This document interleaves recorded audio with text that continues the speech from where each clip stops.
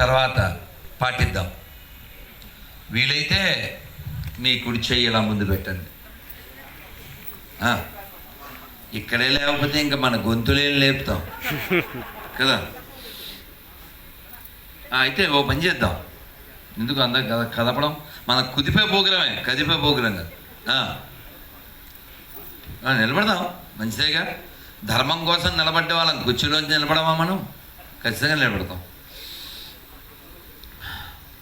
నా 2 చేతులు ఖాళీ లేదు కాబట్టి నేను చెయ్యి ఇలా పెట్టట్లేదు, మీరు పెట్టండి కుదిరిన వాళ్ళు. అందరూ చక్కగా గట్టిగా ఈ ప్రతిజ్ఞను చేద్దాం. 2 ప్రతిజ్ఞలు ఇవి. నా ఆవేదనకు నివేదన ఇది. చక్కగా దాన్ని పాటిద్దాం. ఈ భారతదేశంలో ఈ హిందూ రాష్ట్రంలో ఈ ఆర్యావర్తనంలో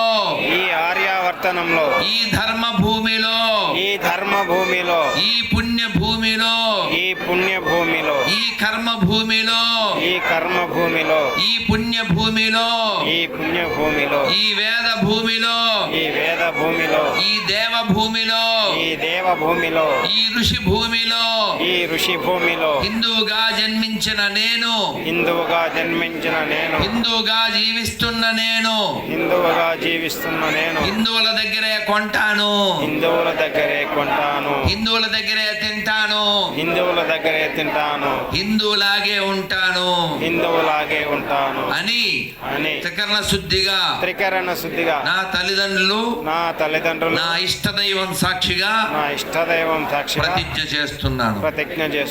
భారత్ మాతాకి. అలాగే 2వ ప్రతిజ్ఞ కూడా మనం పాటించకపోతే మనం ఏమీ చేయలేని స్థితికి వెళ్తాం. చాలా రాష్ట్రాల్లో మనం కోల్పోయాం. మన రాష్ట్రంలో కూడా మనం చాలా చోట్ల కోల్పోబోతున్నాం. అందుకని ఈ ప్రతిజ్ఞను అమలు చేయండి. భారత్ మాతాకి గోవిందా. ఈ భారతదేశంలో ఈ హిందూ రాష్ట్రంలో ఈ ఆర్యావర్తనంలో ఈ ధర్మ భూమిలో ఈ కర్మ భూమిలో ఈ పుణ్య భూమిలో ఈ వేద భూమిలో ఈ దేవ భూమిలో ఈ ఋషి భూమిలో హిందువుగా జన్మించిన నేను హిందువుగా జీవిస్తున్న నాకు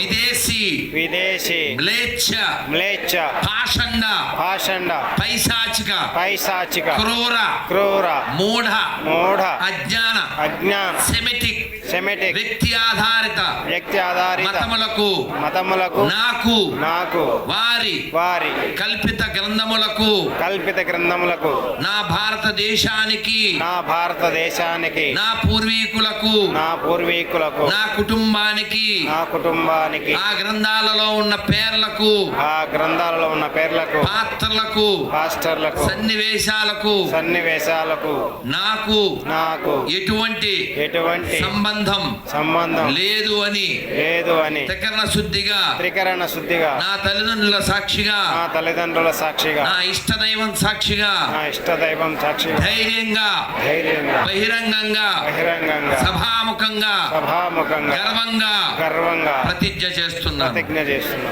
భారత్ మాతాకి జై శ్రీరామ్. ఇది తర్వాత ఇంకొకటి మన స్వాముల